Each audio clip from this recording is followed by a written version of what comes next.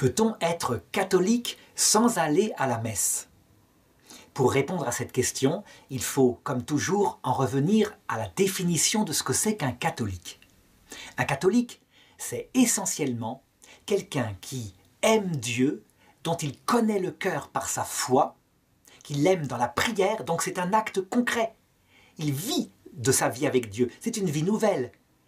Et d'autre part, qui à cause de Dieu, ce Dieu qui est mort pour le prochain, chacun de son prochain, y compris nos ennemis, s'efforce du mieux qu'il peut que cette source jaillisse vers le prochain en amour, au moins pour ses ennemis, en prière pour leur salut. Lorsque cet amour, avec son double commandement, est fondé sur un cœur humble, un cœur qui se reconnaît pécheur, qui sait qu'il n'est pas mieux que les autres, on a sans doute ici quelque chose qui est un chrétien qui après peut encore s'améliorer, améliorer ses vertus, mais le cœur y est. On a donc là un catholique. Il est catholique parce qu'il prie pour tous les hommes aussi, pas seulement pour ceux qui sont comme lui de sa chapelle. Alors on pourrait dire, mais c'est curieux, dans cette définition, il n'y a pas de place pour l'Eucharistie. Eh bien, l'Eucharistie, les sacrements, sont des signes sensibles et réels donnés par Jésus afin de faire grandir cette vie spirituelle.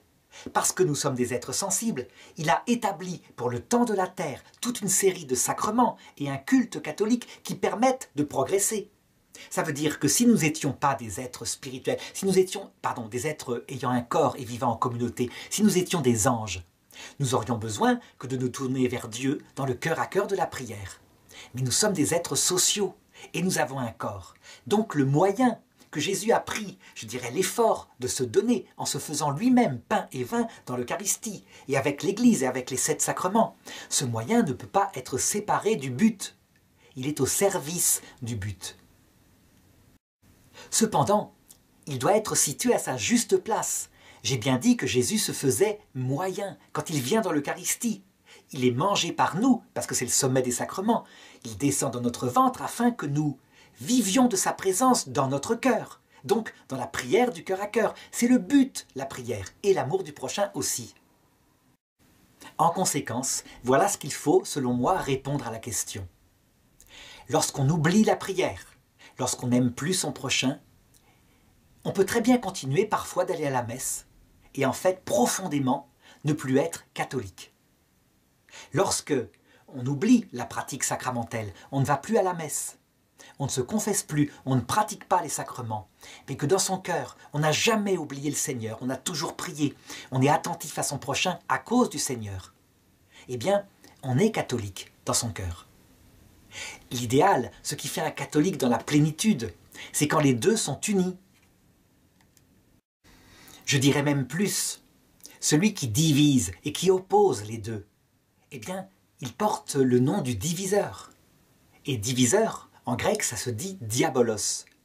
Pour bien comprendre l'unité de ces deux aspects, Saint Jean Chrysostome donne une analogie qui est magnifique. Qu'est-ce qui est le plus important? Qu'est-ce qui fait qu'un couple est uni? Le fait qu'ils communiquent, qu'ils se parlent, qu'ils s'aiment, qu'ils font des efforts l'un pour l'autre? Ou le fait qu'ils dorment ensemble?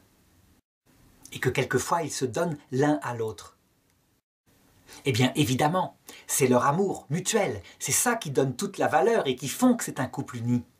Que s'il n'y avait pas cet amour et qu'il y ait simplement l'aspect « ils dorment ensemble », on ne pourrait pas dire « ils se donnent l'un à l'autre », ils couchent ensemble, eh bien, le couple serait vraiment mort.